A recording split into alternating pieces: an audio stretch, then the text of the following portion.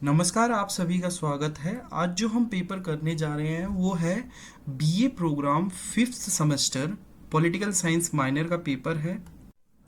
इस पेपर को कुछ इंस्टीट्यूशंस में या फिर कुछ कॉलेजेस में मेजर के तौर पे भी पढ़ा जाता है और यही सेम पेपर इसी नेम से second year political science honours में भी एडिट है, बट उसका सिलेबस थोड़ा सा अलग है। तो आप सब ध्यान रखिएगा कि कई बार आप ऑनलाइन वीडियोस सर्च करते हैं जिसमें आपको कहीं दूसरे पेपर का कंटेंट आपको इसी नेम से, जो कि इंट्रोडक्शन टू इंटरनेशनल रिलेशन है, अंतर्राष्ट्रीय संबंधों का परिचय, उसी नाम से कई बार आप वो कंटेंट देख लें। तो बी अवेयर कि आप ध्यान रखें कि ये जो पेपर है इसका सिलेबस अलग है, जो कि फिफ्थ सेमेस्टर के लिए इस बार इंट्रोड्यूस करा गया है बीए प्रोग्राम के स्टूडेंट्स के लिए। ठीक है, तो बीए प्रोग्राम के लिए जो स्टूडेंट्स के लिए जो कोर्स रखा गया है, ये पेपर जो रखा हुआ है, देखिए लिखा हुआ है BA programme with political science as a major, और माइनर के तौर पे भी इसी पेपर को पढ़ना होगा कुछ इंस्टीट्यूशंस में। और लगभग जो सिलेबस है इस पेपर का वो ये है कि first unit, second unit, third unit, fourth unit. तो आज जो हम करने जा रहे हैं वो फर्स्ट यूनिट करने जा रहे हैं कि disciplinary history of international relations. तो अंतर्राष्ट्रीय संबंधों का परिचय, ये पेपर का हमारा नाम है। अब देखिए ये जो पेपर है ना, ये आपके इतना अच्छा पेपर है जिससे आपको ना पूरे वर्ल्ड लेवल पे क्या किस तरीके से जो राज्य हैं वो इंटरेक्ट करते हैं, यानी जो जो देश हैं, जो राज्य हैं वो किस तरीके से व्यवहार करते हैं, एक दूसरे से कैसे वो मिलाप रखते हैं, कैसे संबंध बनाते हैं, उन सभी का अध्ययन करना है। ठीक है, तो ये पेपर डेफिनेटली बहुत अच्छा पेपर है। आप सबको, अगर आप इसे समझते हैं तो डेफिनेटली आपको समझने में और विश्व के बारे में और किस तरीके से व्यवहार कर रहे हैं राज्य अंतर्राष्ट्रीय स्तर पर, वो उसको समझने में आपको बहुत मदद मिलेगी। अब देखिए पेपर में आगे बढ़ने से पहले आपको एक चीज़ समझना होगा कि देखिए मानव का जो इतिहास है ना, अभी तक जितना भी रिकॉर्डेड है, तो हमने देखा है कि जो युद्ध की प्राथमिकता है ना, वो या फिर जो युद्ध है वो निरंतर बना रहा है। कई बार युद्ध को अपनी प्रसिद्धि स्थापित करने के लिए लड़ा जाता है, कई बार अपने आप को प्रोटेक्ट करने के लिए लड़ा जाता है। तो जो ह्यूमन सोसाइटी है वो युद्ध से हमेशा मोहित और निराश रही है। और इस कारण से अगर हम देखें ध्यान से तो लगभग भारत में भी देखें तो महाभारत का युद्ध है या फिर जो रामायण में जो युद्ध चला है, जो भी उसका रीज़न था, अगर हम ध्यान से देखें तो युद्ध लगभग हर तरीके से मानव समाज के अंदर या मानव सभ्यता के अंदर हमेशा बना रहा है। ठीक है, और आज के दौर में भी अगर हम ध्यान से देखें तो जैसे यूक्रेन का युद्ध जो चल रहा है,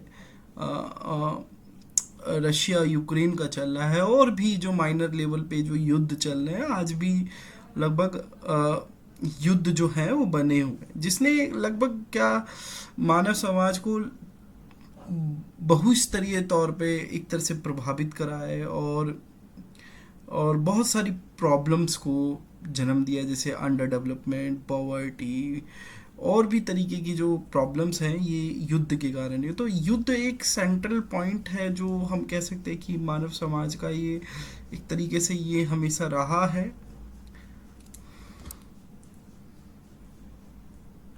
अब देखिए जो आईआर के संदर्भ में जो मैंने ये युद्ध की यहाँ पे जो विवेचना करी है उसका एक महत्वपूर्ण स्थान है।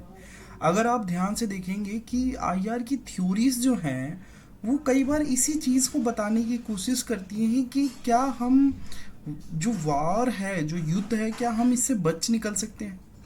आज तक का 2000 साल का युद्ध है, इतिहास देखें तो क्या हम इसको कम कर सकते हैं। तो ये जो वार का जो कंसेप्ट है ये आप सबको क्लियर होना चाहिए।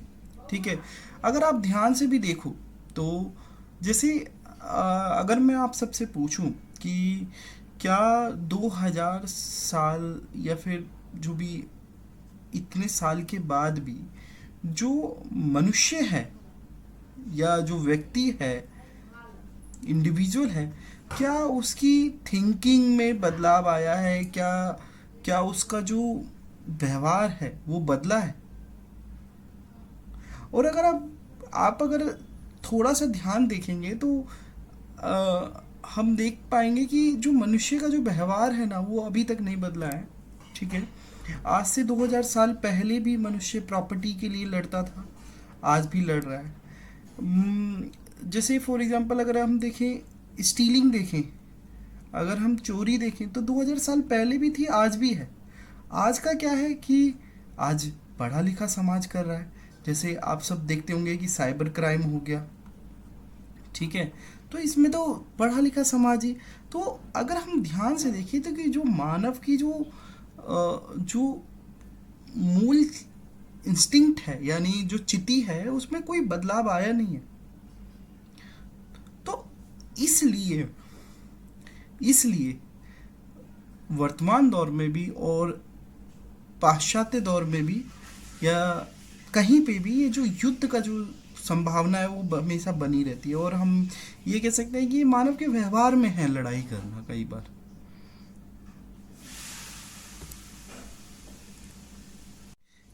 कई बार वो अपने अंदर ही लड़ रहा होता है, अपने लोअर सेल्फ से हायर सेल्फ से लोअर सेल्फ से लड़ाई हो रही, कभी अंतर मन की लड़ाई हो रही। तो इसलिए जो युद्ध का कंसेप्ट है, जो कि मैंने शुरू में रखा आपके सामने, प्लीज़ जब भी आप आईआर पढ़ें तो इसको कई बार आप नज़रअंदाज कर देते हैं, मगर ऐसा मत करिएगा। अब इसके बाद हम आते हैं इंटरनेशनल रिलेशंस है क्या। तो देखिए, सबसे पहले ये डिफाइन करिए कि एक तो इंटरनेशनल रिलेशन है जो आपका सिलेबस में भी लिखा हुआ है। देखिए यहाँ पे कैपिटल आई में लिखा है, कैपिटल आर में लिखा है। फिर दूसरी तरफ है इंटरनेशनल रिलेशंस। ये दोनों अलग अलग हैं, स्पेलिंग सेम है, बट एक अपर केस में लिखा हुआ है, एक लोअर केस में लिखा हुआ है। अब देखिए, जो अपर केस है ना, वो क्या है, ये एकेडमिक डिसिप्लिन को डिनोट करता है। refers to the academic discipline that studies interaction between state, international organization, non-governmental organization and the other global actor। कि ये एक क्या है, एक अकादमिक, यानी एक अकादमिक विषय है जो ये संदर्भित करता है कि अंतर्राष्ट्रीय स्तर पर राज्य, अंतर्राष्ट्रीय संगठन, गैर सरकारी संगठन और भी वैश्विक नेताएं आपस में किस तरीके से व्यवहार करते हैं, इंटरेक्ट किस तरीके से करते हैं, बातचीत किस तरीके से करते हैं, विषय। ठीक है, तो जो पहला जो अपर केस है, ये क्या है, ये आपका एक विषय है। ठीक है, एकेडमिक डिसिप्लिन है जो क्या करता है, अध्ययन करता है किस चीज को, इंटरेक्शन को। तो यहां पे देखिए, इंटरेक्शन को अध्ययन करना है। इंटरेक्शन किसके बीच में, स्टेट के बीच में, स्टेट के बीच में इंटरनेशनल ऑर्गेनाइजेशंस होती हैं, कई बार नॉन गवर्नमेंटल ऑर्गेनाइजेशंस होती हैं, और भी ग्लोबल एक्टर्स होते हैं, जो कि आगे हम पढ़ेंगे क्या क्या कौन कौन से हो सकते हैं और भी ग्लोबल एक्टर्स। तो इसका इनके इंटरेक्शन कैसे होते हैं इंटरनेशनल लेवल पे, उसका अध्ययन करना होता है। तो सिंपल सा डेफिनेशन, अगर आईआर का जो अंतर्राष्ट्रीय संबंध का अगर डेफिनेशन दिया जाएगा तो ये आप दे सकते हैं, ये वाला। फिर उसके बाद आता है इंटरनेशनल रिलेशंस, जो कि लोअर केस में लिखा हुआ है। अब ये जो इंटरनेशनल रिलेशन है ना, ये एक्चुअल इंटरेक्शन को बताता है या रिलेशनशिप को बताता है। ठीक है, कि एक देश का दूसरे देश के बीच में कैसा इंटरनेशनल रिलेशन है। जैसे फॉर एग्जांपल हमारा नेपाल के साथ कैसा इंटरनेशनल रिलेशन है, तो वो लोअर केस में। ठीक है, उस प्रोसेस को बताता है कि हाँ, जो इनका जो इंटरनेशनल रिलेशन है इंडिया और नेपाल का, बहुत अच्छा है, बहुत मधुर संबंध है, बहुत अच्छा संबंध है। तो ये हो गया लोअर केस। ठीक है, तो दोनों में फर्क है। ठीक है, एक प्रोसेस को बता रहा है, एक उसका स्टडी कर रहा है, इंटरेक्शन का स्टडी कर रहा है, और एक क्या बता रहा है, इस प्रोसेस को बता रहा है कि पहले इंटरनेशनल रिलेशन इसके साथ ऐसा था, अब ऐसा हो गया। ठीक है, उसके बाद आगे हम बढ़ते हैं। अब हम इसे इंटरनेशनल पॉलिटिक्स और इंटरनेशनल रिलेशंस को अलग करते हैं। देखिए, कई बार हम कंफ्यूज होते हैं कि इंटरनेशनल पॉलिटिक्स की जब हम बात करते हैं तो इंटरनेशनल रिलेशन समझा जाता है, मगर ये दोनों अलग अलग हैं। ठीक है, जैसे कि अभी हमने बात करा कि इंटरनेशनल रिलेशंस क्या है, कि ये एक प्रोसेस है।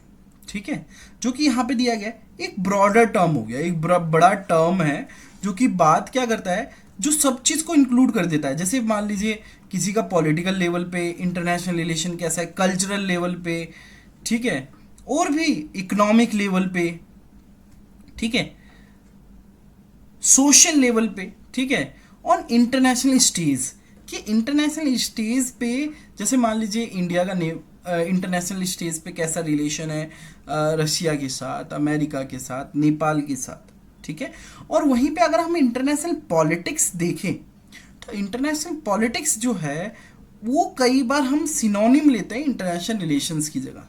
ठीक है, मगर यहाँ पे ये समझना जरूरी है कि जो इंटरनेशनल पॉलिटिक्स है हमेशा political aspects of global interaction को महत्व देती है, कि हमेशा उन चीज़ों के बारे में बात करती है जहाँ पे पॉलिटिकल एस्पेक्ट्स आता है, यानी गवर्नेंस का एस्पेक्ट आ जाता है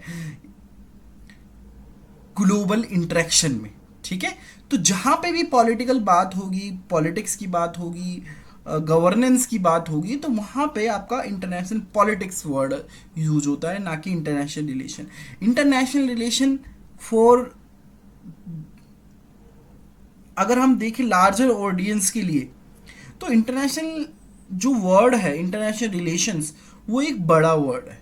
ठीक है, इसमें सारे आ जाते हैं। जैसे फॉर एग्जांपल अगर मैं बताने की कोशिश करूं आप सबको, तो अगर इस तरीके से देखिए, जैसे ये आपका इंटरनेशनल पॉलिटिक्स हो गया, ठीक है, और ये आपका इंटरनेशनल रिलेशन हो गया, क्योंकि इसमें केवल पॉलिटिक्स वाला ही एंगल डील हो रहा है इंटरनेशनल पॉलिटिक्स में, और यहाँ पे आईआर जो एज अ फील्ड है उस ये एक बड़ा टर्म है, एक बड़ा क्षेत्र है जहाँ पे पॉलिटिक्स ये तो है ही है, प्लस में इकोनॉमिक्स आ जाता है, सोशल आ जाता है, कल्चरल आ जाता है, सब चीज़ आ जाता है। तो ये डिफरेंस भी समझना जरूरी है कि इंटरनेशनल रिलेशंस और इंटरनेशनल पॉलिटिक्स भी अलग अलग है। ठीक है, फिर उसके बाद आता है, कई बार हम ये भी नहीं समझ पाते कि जो कई बार ग्लोबल पॉलिटिक्स आपने सुना होगा, ग्लोबल पॉलिटिक्स तो लगभग पहले दिल्ली यूनिवर्सिटी में ग्लोबल पॉलिटिक्स के नाम से भी पेपर होता था। तो देखिए, जो ग्लोबल पॉलिटिक्स है या जो वर्ल्ड पॉलिटिक्स है वो भी डिफरेंट है इंटरनेशनल रिलेशन से। अब देखिए, ग्लोबल पॉलिटिक्स में क्या बात करी जाती है कि जो 1980s के बाद इंटरनेशनल लेवल पे जो जो चेंजेस हुए, जो जो नए नए एक्टर आए, जो नया स्ट्रक्चर आया, उसको समझने की बात करता है। ठीक है, पॉलिटिकल वे में ग्लोबल पॉलिटिक्स। ठीक है, और इंटरनेशनल रिलेशंस क्या है, वो एक ट्रेडिशनल फील्ड है जहाँ पे स्टेट टू स्टेट इंटरेक्शन को समझा जाता था। ठीक है, तो ये कह सकते हैं कि ये नया फील्ड आया है जो ग्लोबल पॉलिटिक्स है। ठीक है, और ये क्या है, ये यथास्थिति में एक समान बना हुआ है। ठीक है, तो यहाँ पे देखिए क्या लिखा गया है कि वर्ल्ड पॉलिटिक्स और global politics refers to the broader perspective, ठीक है, दैट कंसीडर्स न्यू एक्टर्स। देखिए, इंटरनेशनल रिलेशंस जो कि कई बार ट्रेडिशनली न्यू एक्टर्स को ज़्यादा महत्व नहीं देता, क्योंकि थ्योरीज जो है इंटरनेशनल रिलेशंस की वो ज़्यादातर स्टेट को ज़्यादा सेंटर में रख के बनी हुई है। ठीक है, स्टेट की ज़्यादा बात करती है, न्यू एक्टर्स की बात नहीं करती। तो जो ग्लोबल पॉलिटिक्स है वो नए एक्टर्स, न्यू इश्यूज की बात करती है, जैसे क्लाइमेट। ठीक है, अगर क्लाइमेट देखा जाए तो शुरू के तौर पे इंटरनेशनल लेवल पे कोई प्रॉब्लम नहीं था। ठीक है, ये ग्लोबलाइजेशन के बाद 1900 आप सबने भी देखा होगा कि जो कॉन्फ्रेंस हुई, ठीक है, स्टॉकहोम कॉन्फ्रेंस है, जो भी है, ये सब कब आ रहे हैं, 1970 के बाद ही आ रहे हैं। ठीक है, तो new issues, new structures, new process, ठीक है, जो कि ये करते क्या है कि ये जो ट्रेडिशनल हमारा अंडरस्टैंडिंग था ना, जो स्टेट फोकस होके उससे आगे बढ़ते हैं। ठीक है, तो इसलिए हम ग्लोबल पॉलिटिक्स वर्ड यूज करते हैं, इसका एक अलग संदर्भ है। और वहीं पे इंटरनेशनल रिलेशंस का एक अलग संदर्भ है। यहाँ पे इंटरनेशनल रिलेशंस का मतलब ये है कि जो ट्रेडिशनली फोकस है हमारा कि स्टेट टू स्टेट इंटरेक्शन को समझना, कि जैसे इंडिया और यूएस के बीच का संबंध, ठीक है, इंडिया रशिया के बीच का संबंध, ठीक है, making it somewhat narrower. ठीक है, देखिए नैरोअर क्यों बोल रहे हैं, क्योंकि इसमें बहुत सारी चीजें ऐड हुई। ठीक है, तो अगर मैं आप सबको अगर समझाने की कोशिश करूं तो ये वाला जो सर्कल होगा आपका, ये आपका हो जाएगा ग्लोबल पॉलिटिक्स का। ठीक है, या इसे बोल सकते हैं वर्ल्ड पॉलिटिक्स भी बोल सकते हैं। ठीक है, तो ग्लोबल पॉलिटिक्स, वर्ल्ड पॉलिटिक्स, तो इसके अंदर ऑलरेडी आईआर इंक्लूडेड है, बट इसके अंदर क्या है, जो न्यू इशू है, न्यू एक्टर है, न्यू प्रॉब्लम है, न्यू स्ट्रक्चर है, उन सब की भी बात करी जाती है। तो अगर हम बात देखें ध्यान से, तो अगर हम ग्लोबल पॉलिटिक्स पढ़ते हैं तो ऑलरेडी हमें आईआर उसके अंदर इंक्लूडेड होता है। ठीक है, तो ये इनके अंदर अंतर है। ठीक है, तो हम जो पढ़ने जा रहे हैं इस पेपर में, वो हम लगभग हम इस सर्कल को पढ़ने जा रहे हैं, इस सर्कल को, ना कि हम ग्लोबल पॉलिटिक्स। नो डाउट कुछ नए मुद्दों को हम पढ़ने जाएंगे, जो कि अगर हम सिलेबस ध्यान से देखें कि जो इंटरनेशनल रिलेशन है उसका हिस्ट्री क्या है, वो कैसे आया इंटरनेशनल रिलेशन। इंटरनेशनल रिलेशंस में भी अगर हम देखें तो कुछ ग्रेट डिबेट्स हैं। ठीक है, 4 ग्रेट डिबेट्स है जो कि लिखा हुआ है, आइडियलिज्म वर्सेस रियलिज्म। ठीक है, ये सब डिबेट्स हैं, इसको भी हमें समझना है। ठीक है, फिर उसके बाद थ्योरीज हैं। इंटरनेशनल रिलेशंस को समझने के लिए थ्योरीज बनाई है, रियलिस्ट थ्योरी है, लिबरल थ्योरी है, मार्क्सिस्ट है, फेमिनिस्ट है। तो इसमें 4 थ्योरी ही पढ़नी है 5th सेमेस्टर में। फिर कंसेप्ट्स एंड इशू, जैसे स्टेट का क्या कंसेप्ट है इंटरनेशनल रिलेशंस में, सॉवरेनिटी का क्या, क्यों, कैसे मैटर करती है, वॉर का क्या कंसेप्ट है, पीस का क्या कंसेप्ट है, ह्यूमन राइट्स का क्या कंसेप्ट है। ठीक है, ग्लोबल गवर्नेंस। तो ये हम देखें तो ये कंसेप्ट्स को समझना है आईआर के तौर पे। और लास्ट यूनिट क्या है, आईआर बियॉन्ड यूरोसेंट्रिसिज्म। ठीक है, कि नॉन वेस्टर्न पर्सपेक्टिव की बात करेंगे, कि क्या हम जो इंटरनेशनल रिलेशंस हैं, जो कि हम बात करें जो मॉडर्न इंटरनेशनल रिलेशन है, जो कि प्रथम विश्व युद्ध के बाद जो धीरे धीरे इमर्ज हुआ, क्या ये हम यूरोप के संदर्भ के अलावा भी हम पढ़ सकते हैं, समझ सकते हैं, बता सकते हैं, या ये केवल और केवल यूरो केंद्रित है, या यूरो केंद्रित शब्द है, कि यूरो केंद्रवाद का इसमें महत्वपूर्ण रोल है। तो ये 4th हमें यूनिट में हमें समझना है। इंडियन कंट्रीब्यूशन क्या है इंटरनेशनल रिलेशन, जैसे पंचशील के अग्रीमेंट अगर हम देखें, उसके अगर हम सिद्धांत को देखें तो ऐसे सिद्धांत है जो कि आज भी बहुत सारी ट्रीटीज में यूज होते हैं। ठीक है, तो ये इस पेपर में आज हमको समझना है।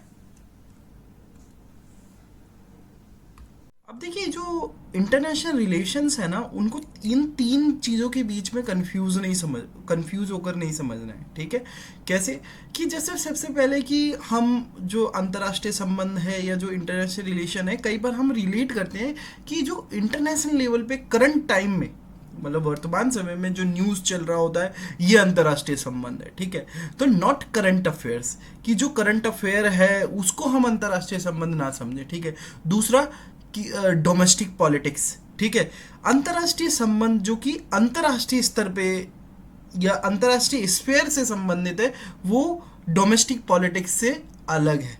ठीक है, तीसरा कि ये फॉरेन पॉलिसी एनालिसिस से भी आगे है। ठीक है, तो ये 3 चीजें कि जो आईआर है वो आपका क्या नहीं है, सबसे पहले करंट अफेयर नहीं है। ठीक है, अफेयर नहीं है। दूसरा कि ये आपका डोमेस्टिक के बारे में नहीं बात करेगा, ठीक है। डोमेस्टिक पॉलिसीज के बारे में बात नहीं करेगा। डोमेस्टिक पॉलिसीज, पॉलिसी या डोमेस्टिक पॉलिटिक्स, सॉरी।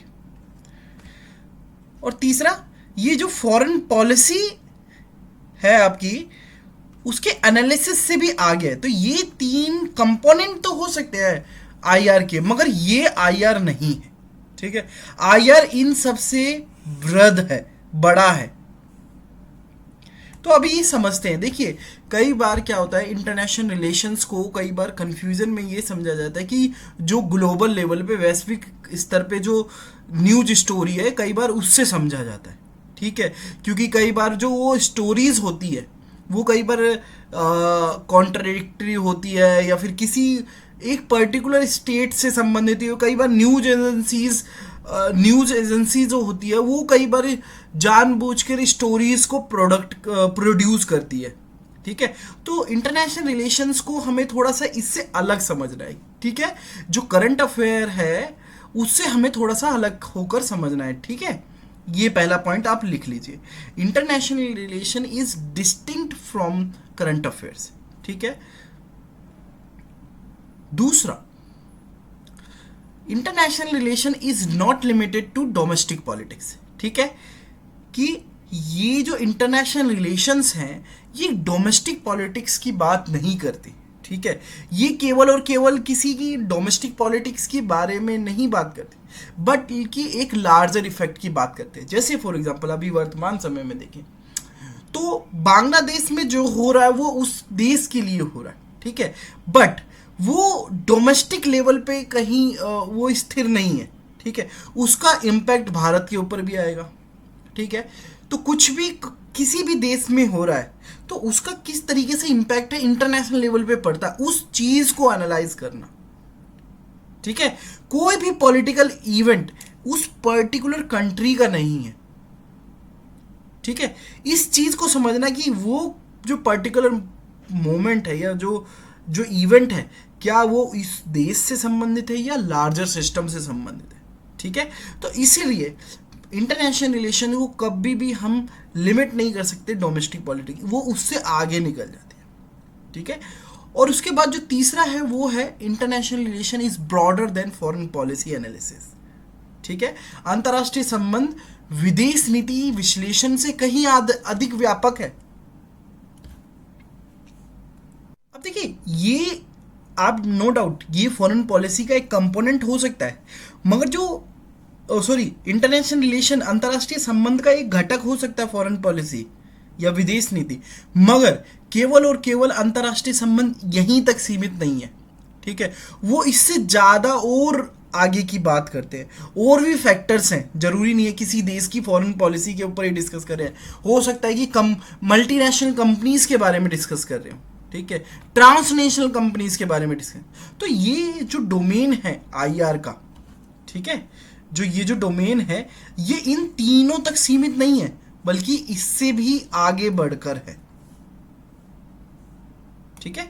तो जैसे एक यहां पे दे रखी है, जैसे अगर डेफिनेशन अगर आप देखोगे, international relation seeks to analyse event, ठीक है, जो इवेंट्स हुए हैं, ठीक है, स्ट्रक्चर्स को एनालाइज करना, ठीक है, प्रोसेसेस को एनालाइज करना, समझना, ठीक है, and actor in a deeper and more reflective manner, ठीक है। जो एक्टर हैं, देखिए यहां पे अंतर्राष्ट्रीय संबंध में जो एक्टर का मतलब ये होता है कि ये जो इंटरनेशनल रिलेशंस हैं ये किसके इर्द गिर्द घूम रही है। तो अगर हम ध्यान से देखें तो ये स्टेट के इर्द गिर्द घूम रही है, ठीक है। और बहुत सारी जो थ्योरी है वो बोलती है कि नहीं, स्टेट के इर्द गिर्द नहीं है, बहुत सारी चीज़ें व्यक्ति के इर्द गिर्द घूम रही है, ठीक है। मगर लार्जर पर्सपेक्टिव में देखें तो स्टेट मैटर करता है, ठीक है। ऑफरिंग एक्सप्लेनेशन, तो फॉरेन जो अंतर्राष्ट्रीय संबंध है वो एक्सप्लेन करता है इवेंट्स किस लिए हो रहे हैं, क्या कारण है, उसको समझाने में मदद करता है, उसकी व्याख्या करता है, ठीक है। मानकों का उसके विश्लेषण करता है। जैसे फॉर एग्जांपल अगर हम ध्यान से देखें, अभी बांग्लादेश वाला ही एग्जांपल हम रखें तो बांग्लादेश में जो इवेंट हुआ है, जो जो पर्टिकुलर कोई पॉलिटिकल इवेंट हुआ है, उसको किस तरीके से एनालाइज करा जाए, उस इवेंट को समझना, उसके स्ट्रक्चर को समझना, उसके प्रोसेस को समझना, ठीक है, और कैसे इसका एक डीपर एंड मोर रिफ्लेक्टिव है कि जैसे फॉर एग्जांपल अगर आप बात करें कि अभी जस्ट शेख हसीना ने एक स्टेटमेंट दिया है कि यहाँ पे कोई ना कहीं यूएस का रोल था, ठीक है, तो एक्सप्लेनेशन प्रोवाइड कराना, इंटरप्रेट करना, ठीक है, तो ये सब कार्य जो है वो इंटरनेशनल रिलेशंस का है एज अ अकेडमिक, ठीक है, एज अ डिसिप्लिन। स्टेट के नेचर को समझना, राज्य किस तरीके से व्यवहार करता है उसको समझना। तो आप ये समझ गए होंगे कि ये सब कंपोनेंट हो सकते हैं, कि नो डाउट इंटरनेशनल रिलेशंस की ये कंपोनेंट हो सकते हैं, मगर इसके साथ इंटरनेशनल रिलेशंस को कंपेयर करना कि यही इंटरनेशनल रिलेशन है, ये गलत होगा। डोमेस्टिक पॉलिटिक्स एक कंपोनेंट हो सकता है, फॉरेन पॉलिसी एनालिसिस एक कंपोनेंट हो सकता है, मगर ये आईआर नहीं है। आईआर इससे भी ऊपर उठकर है।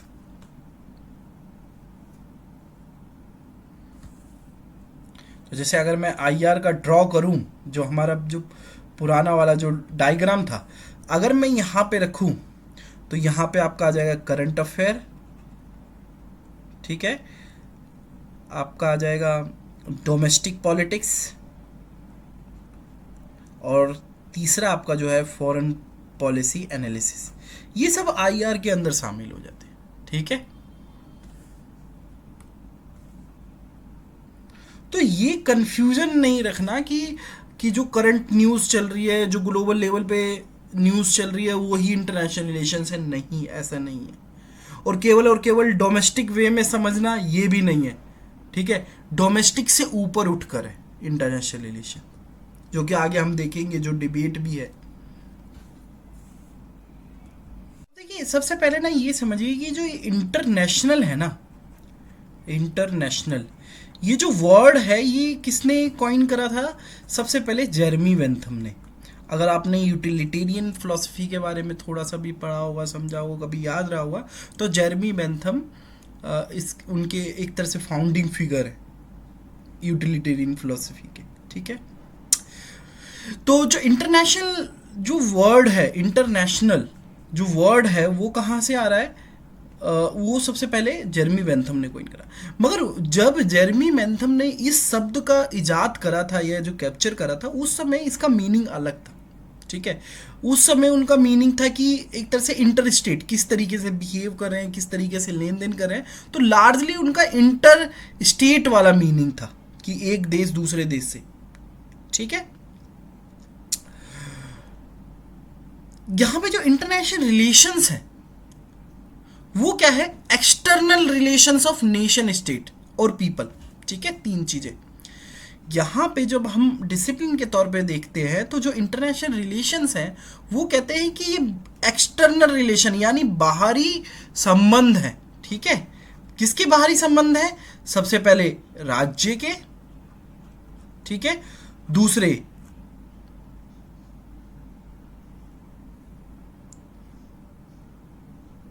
जनता के, ठीक है, या लोग कह सकते हैं, ठीक है, राज्य कह लो या राष्ट्र कह लो, इसके क्या है? बाहरी संबंध, ठीक है, इनको बोला जाता है इंटरनेशनल रिलेशन, ठीक है।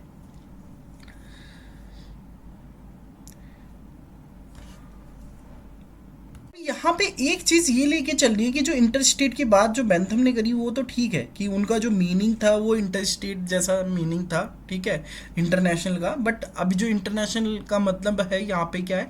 एक्सटर्नल रिलेशन यानी बाहरी संबंध, ठीक है, राज्यों के, राष्ट्र के या जनता के, ठीक है। तो जैसे बात करें कि जैसे अब ये जो इंटरनेशनल रिलेशन है, ठीक है, इसमें ये चीज समझना है कि यह घरेलू राजनीति से अलग है, ठीक है। इंटरनेशनल रिलेशन क्या है? डोमेस्टिक पॉलिटिक्स से अलग है, ठीक है। एक जो थिंकर हैं यान क्लार्क, उन्होंने इस डिस्टिंक्शन को क्या बोला है कि ये ग्रेट डिवाइड है, एक महान विभाजन है। किसको बोला है? इंटरनेशनल और डोमेस्टिक को, यानी अंतर्राष्ट्रीय और घरेलू। ठीक है, अब अंतर्राष्ट्रीय और घरेलू को हमें समझना है, क्योंकि काफ़ी हद तक हमारी समझ जो है वो इसी जो दो भाग हैं अंतर्राष्ट्रीय और घरेलू, यानी इंटरनेशनल और डोमेस्टिक, इसके इर्द गिर्द रहेगी। अब देखिए ये जो डिफरेंस है जो डोमेस्टिक और इंटरनेशनल का, यानी एक तरफ आपका हो गया घरेलू और दूसरी तरफ हो गया आपका अंतर्राष्ट्रीय। ठीक है, अब इसमें क्या विभाजन है? ठीक है, तो सबसे पहले देखिए जो घरेलू है वो आपका क्या है? इनसाइड है। ठीक है, और अंतर्राष्ट्रीय क्या है आपका? आउटसाइड। यानी एक तरीके से आप अगर आप ध्यान से देखें तो एक तरह से घर आपका, ठीक है, अगर आप घर और घर के बाहर, घर के बाहर, ये आपको केवल समझाने के लिए। ठीक है, घर के अंदर क्या होता है? एक ऑर्डर होता है। ठीक है, एक क्या होता है, सॉरी, एक हायरार्की होती है, यानी एक पद की व्यवस्था होती है। ठीक है, जैसे मम्मी पापा सबसे ऊपर, फिर भाई बहन, फिर सबसे छोटा वाला भाई, इस तरीके का एक हायरार्की होता है, यानी एक पद की एक पदानुक्रम बोलते हैं। ठीक है, एक श्रेणी होती है। ठीक है, इसको श्रेणी भी कह सकते हैं आप, एक श्रेणी। और बाहर देखेंगे घर के बाहर तो एक तरह से क्या होता है? एक एनार्की होती है। ठीक है, एनार्की बोले तो जहां पे कोई ऑर्डर नहीं है। ठीक है, ऑर्डर नहीं है। ठीक है, तो जैसे अगर हम ध्यान से देखें तो घर वाला अगर हम एग्जाम्पल हटाएं तो जैसे भारत में देखते हैं तो भारत के अंदर एक क्या है? एक एक कानून व्यवस्था है, एक प्रेसिडेंट है, प्राइम मिनिस्टर है, फिर उससे नीचे अफसर, फिर पूरी हायरार्की बनी हुई है। मगर अंतर्राष्ट्रीय स्तर पे कोई हायरार्की है? आप कुछ बोलेंगे कि सर यूएन तो है वहाँ पे। ठीक है, मगर यूएन की भी बहुत कम लोग मानते हैं। ठीक है, तो यूएन बन रहा है धीरे धीरे कि हाँ हम वर्ल्ड गवर्नमेंट बना सकते हैं। ठीक है, वर्ल्ड गवर्नमेंट बना सकते हैं। ठीक है, मगर लार्जली देखा जाए जितने भी थ्योरीज हैं, जितने भी अंतर्राष्ट्रीय संबंध की जितनी भी थ्योरी हैं, वो सब ये बोलती हैं कि हाँ अंतर्राष्ट्रीय स्तर पे क्या है? क्या है? एनार्की है, यानी अराजकता है। ठीक है, कोई व्यवस्था नहीं है। यहाँ पे एनार्की का मतलब है कि कोई वर्ल्ड गवर्नमेंट नहीं है जो सबको कंट्रोल कर सके। जैसे देश के अंदर गवर्नमेंट है ना, जो अगर कोई क्राइम करता है तो उसको पनिशमेंट मिलता है, तो वर्ल्ड लेवल पे ऐसा कुछ नहीं है। नो डाउट कुछ संस्थाएं हैं, मगर हम अंतर्राष्ट्रीय संबंध के अंदर इन अंतर्राष्ट्रीय व्यवस्था को हम बोलते हैं कि एनार्किकल है। ठीक है, नो डाउट बहुत सारे देश क्या कर रहे हैं? साथ आ रहे हैं। ठीक है, संधि बना ले रहे हैं। ठीक है, अब देखिए घरेलू स्तर पे आपको क्या दिखेगा? Monopoly over instrument of violence. कि देखिए अगर हम देश के अंदर देखें तो हिंसा का, यानी किसी को सजा देने का अधिकार किसके पास है? केवल और केवल राज्य के पास है, और किसी संस्था के पास ये अधिकार नहीं है। ठीक है, और अंतर्राष्ट्रीय स्तर पे देखें कि ये डिसेंट्रलाइज है, किसी एक एजेंसी के पास नहीं है कि कोई इसको ये ठहरा दे कि हाँ ये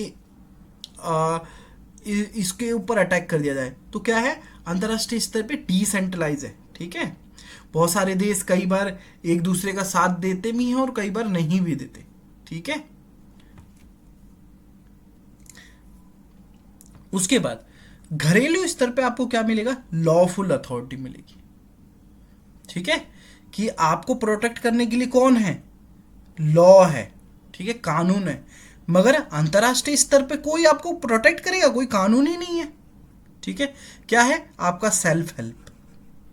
क्या है? Self help. तो अगर आप ध्यान से देखो ना तो जो लक्ष्मण रेखा है, लक्ष्मण रेखा वही रेखा है, ये वही समझाने की बात कर रहे हैं। ठीक है, लक्ष्मण रेखा मतलब लक्ष्मण रेखा के इस तरफ क्या है आपका?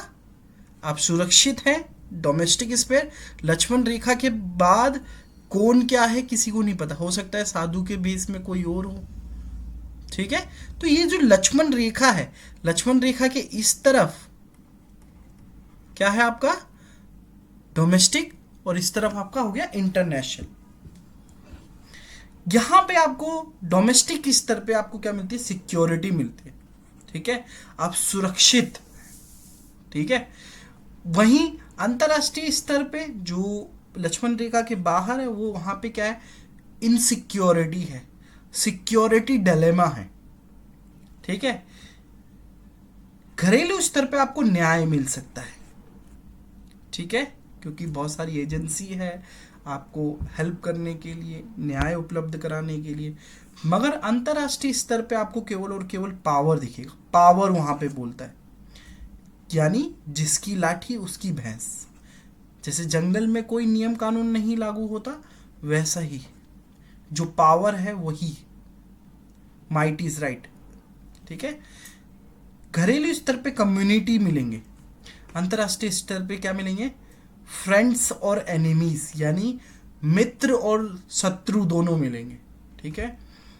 घरेलू स्तर पे आपको पीस मिलेगा, ऑर्डर मिलेगा, मगर अंतरराष्ट्रीय स्तर पे आपको क्या मिलेगा, एक स्पेशल कैरेक्टर, वॉर,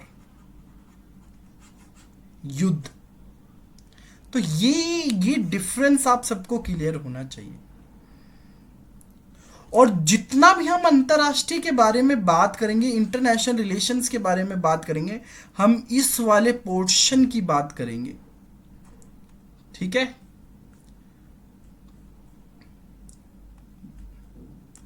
ये वाला पोर्शन आप सबके लिए पेपर के लिए इंपॉर्टेंट है, और ये समझना कि ये यहां पे नहीं आता है, ये चीजें क्रिएट करी जा सकती हैं। बहुत सारी थ्योरी मानती हैं कि हम ये जो व्यवस्था है डोमेस्टिक वाली, वो अंतर्राष्ट्रीय स्तर पे हम क्रिएट कर सकते हैं, मगर वो विवादित है।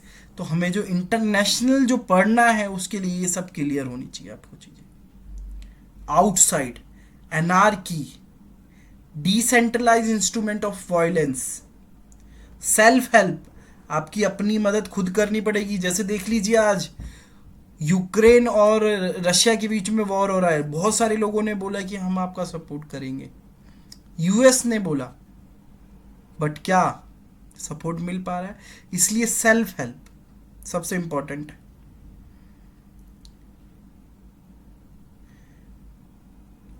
सिक्योरिटी डिलेमा होता है यहां पे, पावर पॉलिटिक्स चलती है यहां पे, ठीक है, वॉर यहां पे आपको मिलेगा, ठीक है। तो ये डिफरेंस आप सबको क्लियर होना चाहिए। और यहां पे जो ये जो वर्ड है आपको लेके, ये जो एनार्की जिसको मैंने बोला अराजकता, ये वर्ड को आपको याद करना है, ठीक है। इसका सिंपल सा लिख लीजिए कि एब्सेंस ऑफ ऑर्डर या रूल, यानी कोई एक ऐसी अथॉरिटी या एक ऐसा ऑर्डर या फिर एक ऐसी गवर्नमेंट नहीं है जो आपको प्रोटेक्ट करे, इसलिए ये एनार्की है। यहाँ पे आपको खुद की मदद खुद करनी पड़ेगी। आप देखिए ये जो ग्रेट डिवाइड है ना, जो डोमेस्टिक और इंटरनेशनल के बीच का जो है डिवाइड, इससे हमें पता क्या चलता है कि जो डोमेस्टिक पॉलिटिक्स जो होती है ना आपकी, यानी जो घरेलू राजनीति होती है, वो राज्य के अंदर होती है। यानी जो कोई अंतर्राष्ट्रीय संबंध में एक्टर बोलते हैं स्टेट को क्या बोलते हैं, एक्टर, यानी ये एक्ट करता है इंटरनेशनल लेवल पे, स्टेट को क्या बोलते हैं, actor, state meaning equal to actor, ठीक है। तो जो ये स्टेट है ना, स्टेट के अंदर अगर कुछ हो रहा है, ठीक है, जैसे इसको इस तरीके से भी समझ सकते हैं, जैसे ये स्टेट हो गया आपका, ठीक है, इंडिया, ठीक है। अगर इसके अंदर कुछ हो रहा है तो ये आपका क्या हो गया, डोमेस्टिक हो गया, ठीक है। और इसके बाहर कुछ हो रहा है तो ये आपका जितना भी है, ये सारा, ये जितना भी है, इस तरफ से भी चाहे इस तरफ से भी, ये सब आपका क्या हो जाता है, इंटरनेशनल हो जाता है, ठीक है। आउटसाइड ऑफ स्टेट्स, ठीक है, international relation occurs outside of the state, यानी आपकी डोमेस्टिक पॉलिटिक्स यहाँ होती है, मगर यहाँ पे ये इसके बाहर जितना भी है वो सब क्या होता है, इंटरनेशनल रिलेशन होता है। ठीक है, अब इंटरनेशनल रिलेशन जो कि हमने बताया थी, इसी के अंदर इंटरनेशनल पॉलिटिक्स भी है, जियो पॉलिटिक्स भी इसी के अंदर है। ठीक है, यहाँ पे हम विश्वास नहीं कर सकते हैं, यहाँ पे हमें हमेशा सिक्योरिटी का डिलेमा रहेगा कि कहीं कोई हमें अटैक ना कर दे। ठीक है, यहाँ पे कोई न्याय की बात नहीं, यहाँ पे पावर चलता है। ठीक है, जो कि हमने समझा से। चलिए एक बार हम एनार्की को देख रहे थे। देखिए एनार्की जो है ना, वही अलग करता है अंतर्राष्ट्रीय संबंधों को। ठीक है, एक महत्वपूर्ण संबंध है जो डोमेस्टिक से आपको एकदम अलग करता है, जो कि एक आपको रूबरू कराता है अंतर्राष्ट्रीय व्यवस्था से। कैसे कि जब हमने बात करी कि जो अंतर्राष्ट्रीय व्यवस्था में क्या है, कोई वर्ल्ड गवर्नमेंट नहीं है, जो कि मैंने पहले भी बताया आपको कि वो कोई वर्ल्ड गवर्नमेंट नहीं है, यानी अब्सेंस ऑफ रूल, कोई अथॉरिटी नहीं है जो रेगुलेट कर सके। ये जैसे मान लीजिए ये आपका एक इंडिया हो गया, उसके बगल में देश हैं, इधर देश हैं, इधर देश है, इधर देश है, इधर देश है, इधर देश है, इधर देश है, इधर देश। तो इन सब के व्यवहार को कोई कंट्रोल करने वाला कोई एक ऐसा इंस्टीट्यूशन नहीं है। जैसे फॉर एग्जांपल अगर हम अभी के टाइम में देखें तो एक तरफ आपका रशिया है और एक तरफ आपका यूक्रेन है, दोनों एक दूसरे से लड़ाई कर रहे हैं, मगर इन दोनों के व्यवहार को कोई रोकने वाली कोई संस्था है? हर देश अपना क्या चाह रहा है, इंडिया चाह रहा है कि उसके पास इतनी बड़ी आबादी है, पॉपुलेशन है, उनके लोगों को क्या चाहिए, एनर्जी चाहिए, फ्यूल चाहिए, तो वो अपना रसिया से ट्रेड कर रहा है गेहूं के लिए। मतलब हर देश अपना देख रहा है, अपना नेशनल इंटरेस्ट देख रहा है। ठीक है, यहाँ पे हर देश इसी चीज़ में लगा रहता है अंतर्राष्ट्रीय व्यवस्था में कि अपने देश का नेशनल इंटरेस्ट हम पूरा कर सके। ठीक है, कोई रूल एंड ऑर्डर नहीं है इंटरनेशनल लेवल पे कि हाँ ये कॉन्स्टिट्यूशन है, ये रूल है, ये अथॉरिटी है, इसकी बात मानते हैं सब। कोई देश किसी की बात मानता है, कोई देश नहीं मानता। जैसे यूएन की देखिए, यूएन की बहुत सारे देश बात नहीं मानते हैं, उसकी रिपोर्ट्स को नहीं मानते हैं कई बार, और कई बार बायस भी होता है, नो डाउट। ये जो बड़ी बड़ी संस्थाएं हैं इनके अंदर भी जो शक्तिशाली देश है उनका प्रभाव रहता है। ठीक है, मगर यहाँ पे हमें कॉन्सेप्ट समझना है एनार्की का। ठीक है, जो अंतर्राष्ट्रीय संबंध को बताता है या इंटरनेशनल का एक परिप्रेक्ष्य देता है आपको। तो अंतर्राष्ट्रीय जो इंटरनेशनल जो एनार्की है उसका मीनिंग क्या है, एब्सेंस ऑफ रूल, या कोई गवर्नमेंट कह लो या कोई अथॉरिटी कह लो। ठीक है, और ये ना एक कोर प्रिजम्पशन है, यानी मुख्य धारणा है। अगर आप ध्यान से देखोगे सिलेबस में,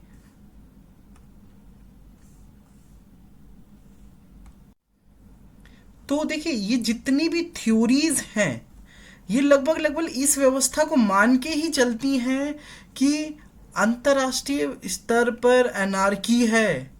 कोई बोलता है कि हम इस एनार्की को कम कर सकते हैं, कोई बोलता है कि ये बनी रहेगी। ठीक है, तो यही इसी का खेल है, मतलब एकदम कोर प्रिजम्पशन था। ठीक है, it has been the core presumption and constitutive principle, यानी डिसिप्लिन को बनाने वाली एक धारणा, एक सिद्धांत भी था। ठीक है, यह रहा है, तो ये समझना बहुत जरूरी है। ठीक है, एक थिंकर हैं रिचर्ड एस्ले, उन्होंने इसको डिस्क्राइब करते हुए बोला है कि एनार्की प्रॉब्लमेटिक। ठीक है, emphasizing that the field revolves around the organizing principle of anarchy। ठीक है, इस बात पर जोर देते हुए कि यह क्षेत्र अराजकता के संगठन सिद्धांत के इर्द गिर्द घूमता है। ठीक है, ये जो इंटरनेशनल रिलेशन है ये इसके इर्द गिर्द एक तरीके से घूमता है।